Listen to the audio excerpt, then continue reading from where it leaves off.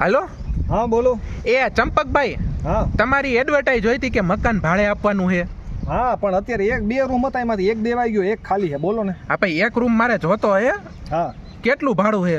ભાડું અત્યારે આપણે જો મહિનાનું છે ને, આપણે મેન્ટેનન્સ બે ગણીને ગણો ને તો 4,500 છે. આ કાંઈ વાંધો નહીં, બોહા હે. હાલો, મારે એક રૂમ છે, એક રસોડું છે, અરે ડન ડન. ઉપરના માળે છે. હું રહેવા વાળો હું એક જ છું તમ તારે.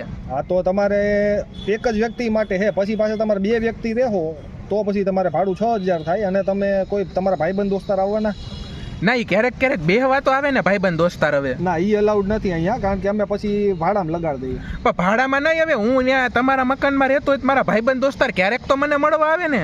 ના, ઈ કોઈ નહીં, કારણ કે અમારે શું ઘરે પછી બેન દીકરી હોય, બધા લેડીઝ વધારે રહેતા હોય, એટલે તમે એમ કહો કે બે રૂમ હે ને એક રૂમ કોકને ભાડે દીધું હોય તો એ તો જી રહેતા હોય એનો પ્રશ્ન છે. ત્યાં લેડીઝ રહે છે.